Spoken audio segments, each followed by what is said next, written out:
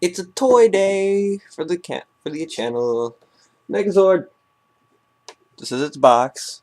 As you can see, there's nothing inside because I was ripped off. No, actually, it's already out. It's been out for weeks now. So I'm just wanting to show off. This is the box. It's a huge box. You see Troivolus right here.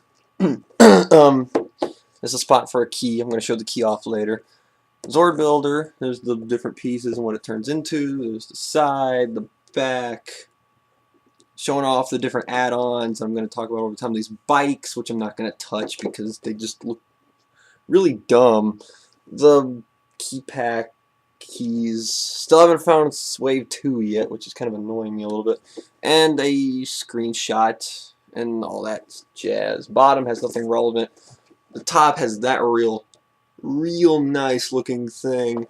My only problem with this is that he's here. This guy can go away, like, forever. I hate Mac so much. So before I talk about the actual thingies, here's the key.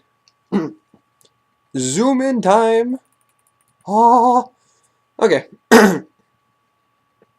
So as you can see, he's see-through red plastic. Here he is compared to the one that came with the Morpher. Morpher, Megazord. You can see this one has, the one that came with the Megazord has the collar paint for the key pack one. So this one's got, for some reason these were both released at the same time, but this one's got the correct paint. Like paint details. It's a bit weird. And in case you want to see what it looks like on the inside compared to the Legendary Morpher one. Megazord Morpher. My friend Frankie's key didn't have a sticker. So I was watching him do his review of the Megazord, and he was like, "Oh, and here's my key. It has no sticker." And I just laughed my brains out. It was hilarious. So the key is, it's basically this. It doesn't say anything different in the Morpher. It doesn't say anything different in the key app. It's just the same old, just to prove it. See how this thing works now.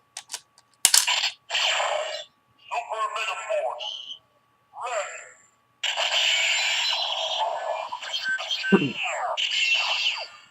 don't need to change it again. But honestly, though, this key looks beautiful in person. Probably can't, you know, obviously you can't see it too well on the camera and stuff, but up close, this key looks beautiful. Like, just that see-through plastic just works. It just works. And it looks great. I hope whenever Silver's Megazord comes out, because we don't know what it's called yet. Some things say it's the Q-Rex, some things call it the Dino Megazord. That we get like a got random hair.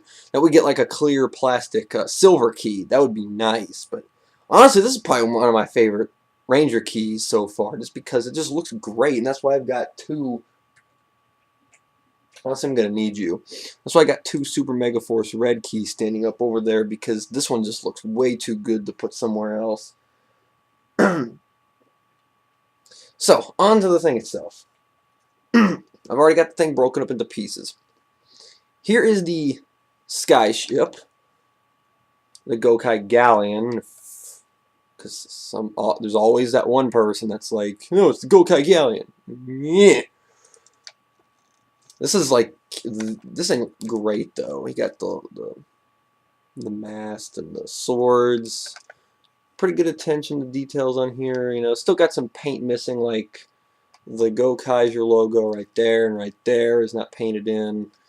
But I said this on I was talking about my Cross 4 up here. You can always paint this stuff in. It's not that hard if you're really good at that kind of stuff. So there's that. This is easily the best one. Then you've got the who cares thing. That's one of my complaints with Gokaio. Aside from the Gokai Galleon, the rest of these don't mean crap individually. But, oh well, this thing is called, what, the Gokai Jet? It's called the Super Mega Jet. And who cares? I don't know what this thing was called in Gokai here, but it's called the Super Mega Racer. Gokai Hauler? Super Mega Trailer, I think is what it was called. And the Gokai Marine, or the Super Mega Sub. Honestly, if it's not the Gokai Galleon Skyship, it doesn't really matter. Like, it really, really doesn't freaking matter. All the other pieces were just there for Gokai-O. Alright, so, to begin transforming this thing into Legendary Megazord, take this. Oh my gosh, that was so painful. I don't ever want to have to transform this thing again just because of that step alone. Hard part's over with, guys. We're gonna make it. And then you just take the two wheels and fold them around. You get something like this and just pull out the arm. Can't see it because of my black shirt. Come over here on the white background.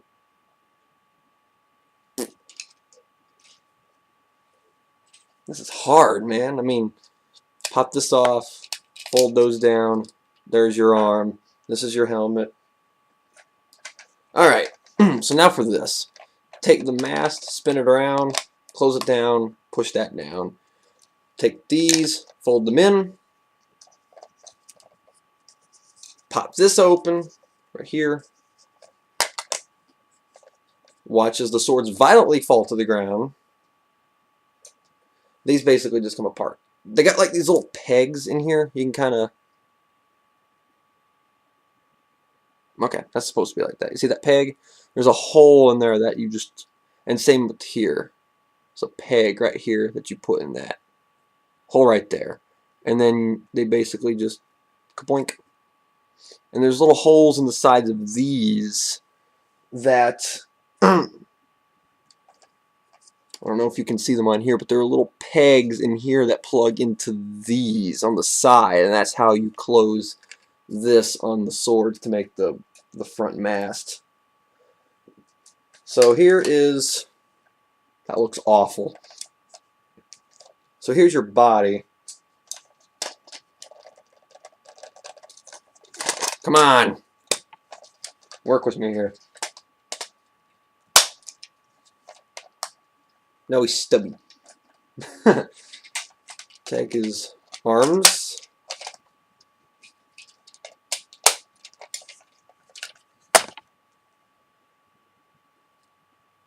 Oh, and I'll form the head.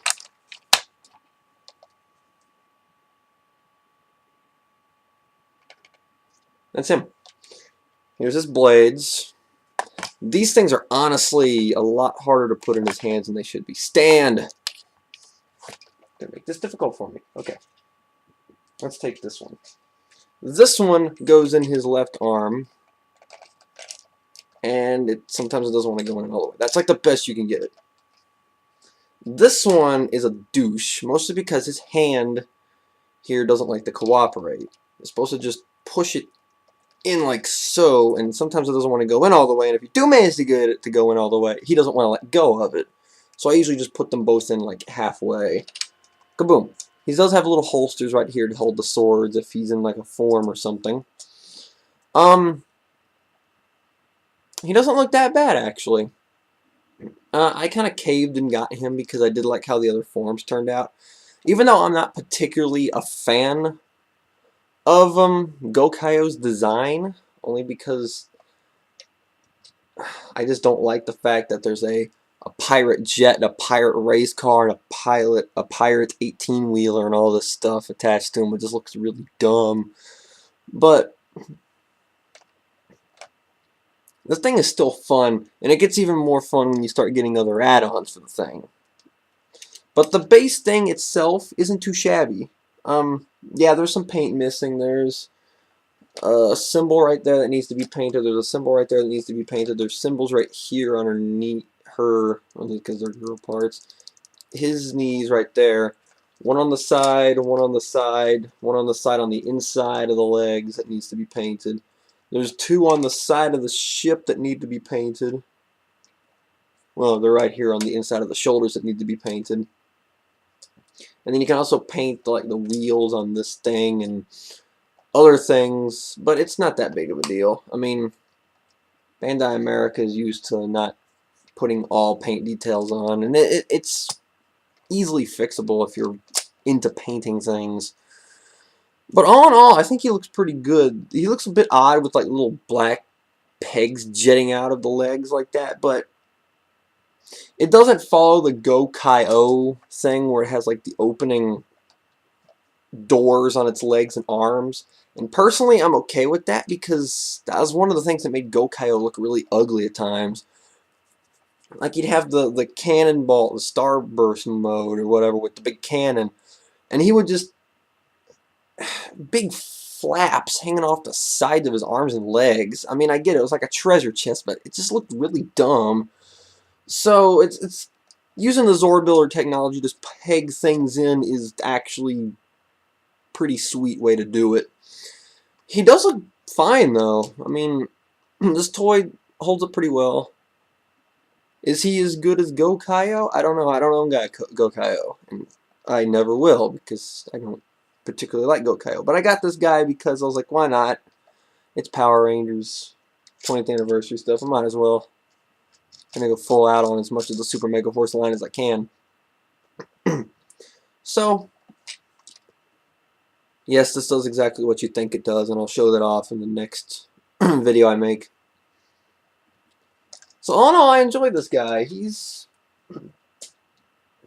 definitely not the Legacy Dino Megazord, which I still haven't reviewed yet for some reason. I should get on that. I should really get on that. That thing's beautiful. I'll definitely be taking a look at the Dragonzord whenever it comes out. But I'd recommend him. I mean, if you don't have Go-Kai-O, but you would rather have Go-Kai-O, then obviously I would say get Go-Kai-O because it's more show accurate, especially when it comes to all of its forms. It's more show accurate. But if you don't have the money or you don't want to import things, then this is a good, it's still a great Megazord nonetheless. And plus it comes with this really sweet key that I'm like, got like a fetish for now probably. That was the wrong word to use, but I regret nothing. I regret absolutely nothing. So I really do recommend him. He's fun, especially when you start getting the other add-ons. He's fun to just put the pieces on and everything. So he gets my thumbs up. He's the first new Megazord since the Omega Megazord back in Lightspeed Rescue that I've gotten. I don't say the Legacy Megazord because he's not new. He's not a new Megazord. I'm talking about like Zord release at time of show. This is the first one I've gotten since the Omega Megazord back during Lightspeed Rescue, and I like him. Like I really do. He's a fun little thing to just derp around with. And if you're a person that likes, if you want to collect all the keys, and you'll have to get him, or if you want like having Japanese and US thing to compare and contrast, well then of course you're gonna get him. But I like him. I really do. So now let's start talking about the add-ons. Yay.